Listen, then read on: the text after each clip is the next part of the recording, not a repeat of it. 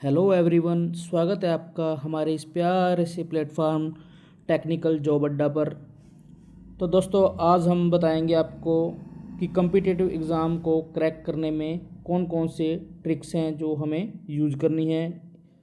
तो इसमें सबसे पहले है समय प्रबंधन, यानी कि टाइम मैनेजमेंट। तो टाइम मैनेजमेंट में हमें क्या करना है कि हमें जो पढ़ाई का है वो एक शेड्यूल बनाना है और स्ट्रिक्टली उसको फॉलो करना है। हर सब्जेक्ट के लिए स्पेसिफिक टाइम को एलोकेट करना है। जिस सब्जेक्ट की जितनी अहमियत है उस हिसाब से उसको टाइमिंग देनी है।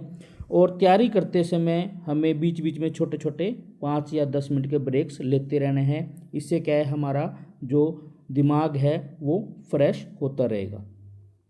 सेकंड, अगर हम बात करें तो सिलेबस और गोल्स को समझें। सिलेबस में जो पूरा सिलेबस है उसको एक बार गो थ्रू इट होना है। हमें इम्पोर्टेंट टॉपिक्स हैं उस पर फोकस करना है। छोटे अचीवेबल गोल सेट करने हैं। ऐसे गोल छोटे छोटे बनाने हैं कि जो आसानी से हमारे अचीव हो सकें। डेली एक चैप्टर का जैसे हमने गोल बनाना है, ठीक है। वीकली हमने गोल बनाना है।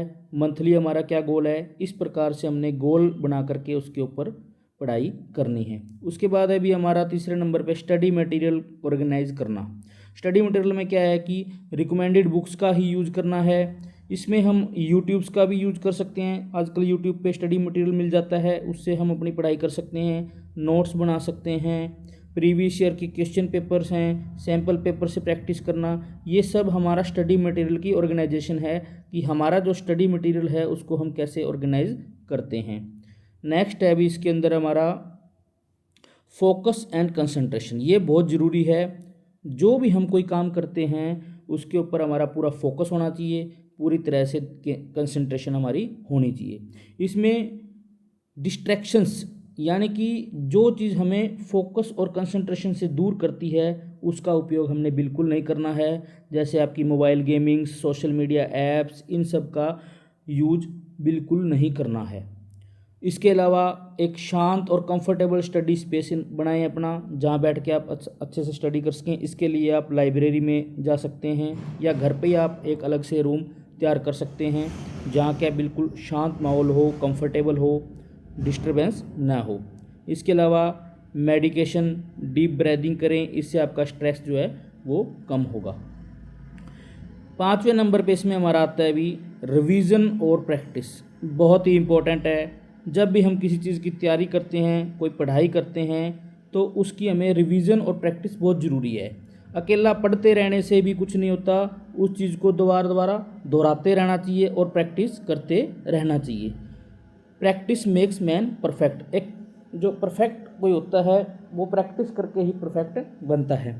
इसमें हर हफ्ते हमें रिवीजन करनी चाहिए, मॉक टेस्ट देते रहने चाहिए और टाइम बाउंड जो प्रैक्टिस होती है वो हमें करनी चाहिए। जो भी लगे हमें कि हमारा वीक पॉइंट है उस पर फोकस करें, उस पर ध्यान दें और उसको अपना स्ट्रॉन्ग बनाएं।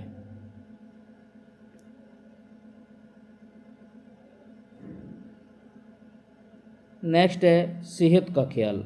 बहुत ही ज़रूरी है। अगर हमारी सेहत सही है तो हम बिल्कुल अपना कंसंट्रेशन और पॉजिटिविटी के साथ काम कर सकते हैं, अपनी तैयारी कर सकते हैं। डेली 6 से 8 घंटे की नींद लें, तो हेल्दी खाना खाएं और रोज़ाना 15 से 20 मिनट की एक्सरसाइज करें। इसमें आप वॉक करें, योगा करें, ये बहुत ही बेनिफिट है। आप जब भी कोई काम करते हो तो उसमें सेहत का बहुत अच्छे से ख्याल रखोगे तो आप पॉजिटिविटी जो अगर आप में रहेगी तो आप बहुत ही अच्छे से उसमें आगे बढ़ेंगे। नेक्स्ट है मोटिवेशन एंड पॉजिटिविटी। मोटिवेशन बहुत ज़रूरी है। सेल्फ मोटिवेशन, हमें अपने आप को सेल्फ मोटिवेट रखना है। छोटे छोटे माइल्स अचीव करके खुद को रिवार्ड करना है। पॉजिटिव सोच रखनी है और सेल्फ डाउट बिल्कुल भी नहीं रखना। दोस्तों से, टीचर्स से अपने जो भी डाउट्स हैं उनको क्लियर करते रहना है।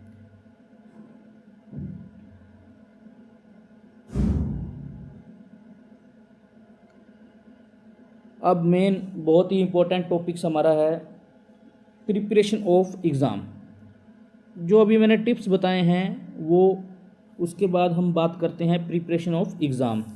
देखो अभी जो भी आपके एग्ज़ाम्स आने वाले हैं उसमें एक सिलेबस पहले से निर्धारित आपको बता दिया जाता है। जो भी आप कम्पिटिटिव एग्ज़ाम गवर्नमेंट जॉब्स के लिए देना चाहते हो, चाहे वो किसी भी स्टेट का हो, सेंटर लेवल की वैकेंसी का हो, आपको क्या है एक सिलेबस बता दिया जाता है। तो आपने क्या करना है, फर्स्ट फेज़ जो है हमारा इम्पोर्टेंट सबसे, उसमें क्या है कि आपको कंप्लीट जो सिलेबस की थ्योरी है उसको आपने पढ़ना है। आपने पहले अपने कोर्स में ITI डिप्लोमा बीटेक या जो भी आपने पढ़ाई कर रखी है उसमें आप पढ़ चुके हो, परंतु अब जो सिलेबस दिया गया है उसको टॉपिक वाइज हमने उसकी कंप्लीट थ्योरी को पढ़ना है। सेकंड फेज जो है इसके अंदर हमारा रिवीजन, जो हमने सिलेबस किया है उसकी रिवीजन, और MCQ प्रैक्टिस टॉपिक वाइज। बहुत ही मोस्ट इम्पोर्टेंट है ये MCQ प्रैक्टिस और रिवीजन।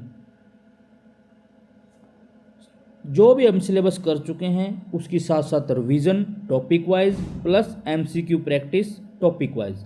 मल्टीपल चॉइस जितने भी क्वेश्चन उनसे रिलेटेड बनते हैं, एक भी क्वेश्चन हमने छोड़ना नहीं है, उन सब को कवर अप करना है। इसके बाद हमारा जो थर्ड फेज़ रहने वाला है, वैसे तो हर फेज़ ही बहुत इंपॉर्टेंट है, बट ये फेज़ अपने आप में एक वेरी वेरी इंपॉर्टेंट फेज़ जिसको हम कह सकते हैं। देखो इसमें क्या है, अभी हम सिलेबस कंप्लीट कर चुके हैं, MCQ प्रैक्टिस भी हमने कर ली, तो अब क्या है हमने प्रीवियस ईयर जो क्वेश्चन हैं उन पे फोकस करना है, और साथ साथ इसमें हमने क्या करना है टेस्ट सीरीज़ को लगाना है, और रिवीजन तो हम करते ही रहेंगे। अगर देखो हमें किसी भी स्टेप पे किसी भी फेज़ पे कोई डाउट है तो हम उसको रिपीट करेंगे। अगर हमने MCQ प्रैक्टिस में हमें दिक्कत आ रही है, रिवीजन में दिक्कत आ रही है, कोई डाउट है तो हम उस सिलेबस को दोबारा से पढ़ेंगे, ठीक है। और अगर कोई भी डाउट नहीं है तो हम स्टेप वाइज आगे बढ़ते जाएंगे। अब हमने क्या है रिवीजन तो करते ही रहना है, साथ में प्रीवियस ईयर क्वेश्चन करने हैं और टेस्ट सीरीज़ को ज़्यादा से ज़्यादा लगाकर उसकी प्रैक्टिस करनी है। लास्ट फेज़ जो है हमारा वो है full length test as per complete syllabus and timing. अब जो आपका फाइनल एग्ज़ाम रहने वाला है उसमें कितने टाइम का आपका एग्ज़ाम है, 1 आवर या इससे ज़्यादा, कितने उसमें क्वेश्चन आने वाले हैं, क्या उसमें जो सिलेबस के अनुसार आपका फुल लेंथ के जितने भी टेस्ट आप लगा सकते हो उन फुल लेंथ टेस्ट को हमने लगाना है, ये ऊपर के तीनों फेज़ कंप्लीट होने के बाद। और टाइमिंग्स का ध्यान रखना है कि फाइनल एग्ज़ाम में अगर इस प्रकार से क्वेश्चन आ जाते हैं, इस प्रकार का पेपर आ जाता है, तो क्या हम उस टाइम में उस पेपर को पूरा कवर अप कर पाते हैं कि नहीं। तो ये आपको आपकी मदद करेगा फाइनल एग्ज़ाम प्रिपरेशन के लिए। इसके बाद आता है आपका एग्ज़ाम का दिन। बिल्कुल कंफर्टेबल होके रिलैक्स माइंड से आपने एग्ज़ाम देने जाना है। उसके बाद एग्ज़ाम दे के आपका रिज़ल्ट, अगर आप इन चीज़ों के ऊपर फोकस करेंगे, इन बताए गए टिप्स को फॉलो करेंगे, तो 110% आपका फाइनल सिलेक्शन में नाम होगा।